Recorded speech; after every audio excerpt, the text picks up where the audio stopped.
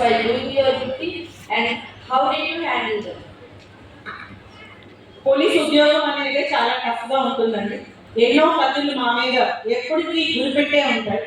అందులో చట్టబద్ధంగా చేయడం అనేది ఒకటి, పై ఆఫీసర్స్ ఒకటి, సబార్డినేట్ జూనియర్ ఆఫీసర్స్, అట్లానే పొలిటికల్ గా కొన్ని ప్రెషర్స్, మీడియాని మేనేజ్ చేయడం, అట్లానే పబ్లిక్ ఆస్పిరేషన్స్ ఫుల్ఫిల్ చేయాలనుకోవడం, ఇవన్నీ కూడా కంటిన్యూస్ గా ఒక పోలీస్ ఆఫీసర్ కి ఎక్కుపెట్టి ఉంచినటువంటి ఆయుధాలు.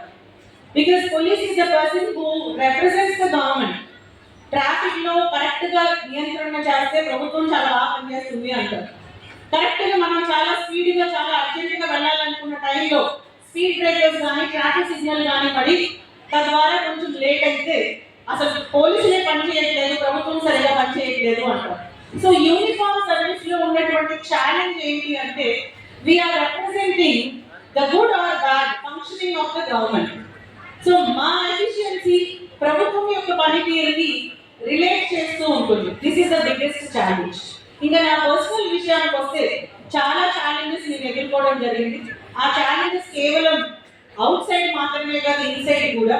ఒక లేడీ, ఒక ఆఫీసర్, ఒక మిడిల్ క్లాస్ ఆర్డినరీ ఫ్యామిలీ నుంచి ఈ స్థాయికి రావాలి అంటే ప్రిపరేషన్ స్టేజ్ దగ్గర నుంచి ట్రైనింగ్ పీరియడ్ అప్పుడు, ట్రైనింగ్ తర్వాత డ్యూటీ చేసేటప్పుడు అన్ని ఆస్పెక్ట్స్ లో కూడా చాలా ఛాలెంజెస్ ఉంటాయి. ఈ ఛాలెంజెస్ అన్నిటినీ ఓవర్కమ్ కావాలి అంటే ఇందాక మనం చెప్పుకున్నటువంటి ఆ కంటిన్యూస్ డిజైర్ ఉండాలి, మనకు ఆ కాన్ఫిడెన్స్ ఉండాలి. Confidence is only precious thing. బయట ఎక్కడ కొనుక్కోలేరు, ఎవరు ఇవ్వలేరు, అది ఎప్పటికీ మాయం కాదు, ఎవరు దాన్ని డిస్ట్రాయ్ కూడా చేయలేరు.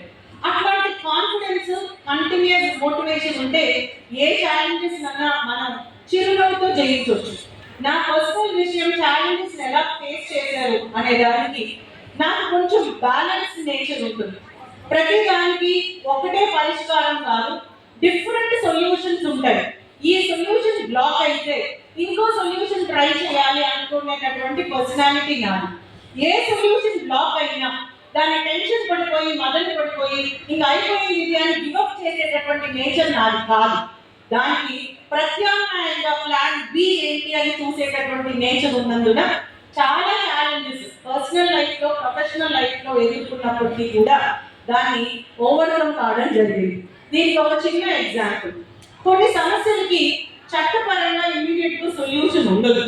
ఫర్ ఎగ్జాంపుల్, మీ చిన్నపిల్లలు కాబట్టి మీకు అర్థం కావాలి అంటే ఒక లేడీ వచ్చి నా భర్త వేధిస్తున్నాడు, ఇమీడియట్ గా దానికి సొల్యూషన్ చెప్పండి అంటారు. అన్నప్పుడు మనం వెంటనే భర్తను తీసుకుని వచ్చి కేసు రిజిస్టర్ చేసి పోలీస్ స్టేషన్ నుంచి జైలుకి పంపించి ఇమీడియట్ గా అతను పనిష్ అయ్యేలాగా చూస్తే దానికి పరిష్కారం అస్సలు మార్గం కానే కాదు. ఎందుకు అంటే సింగిల్ సొల్యూషన్ అనేది లైఫ్ లాంగ్ అది తన సమస్యకి పరిష్కారం కాదు.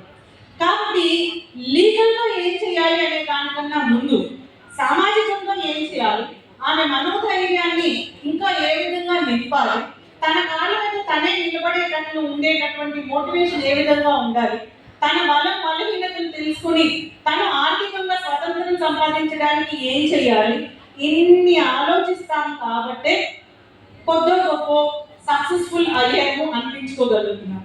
So one word answer, there is no single solution for every problem. The solutions may be many, problem may be single. ఒక సొల్యూషన్ బ్లాక్ అయితే ఇంకో సొల్యూషన్ కోసం ఓపెన్ మైండ్ గా ఛాలెంజింగ్ గా స్వీకరించాలి, దానికోసం తాపత్రయపడాలి, అన్వేషించాలి, పేషెన్స్ ఉండాలి, పర్సివియరెన్స్ ఉండాలి. అది చేస్తే ఖచ్చితంగా ఏ ఛాలెంజ్ అన్నా ఓవర్కమ్ అవ్వచ్చు. Thank you.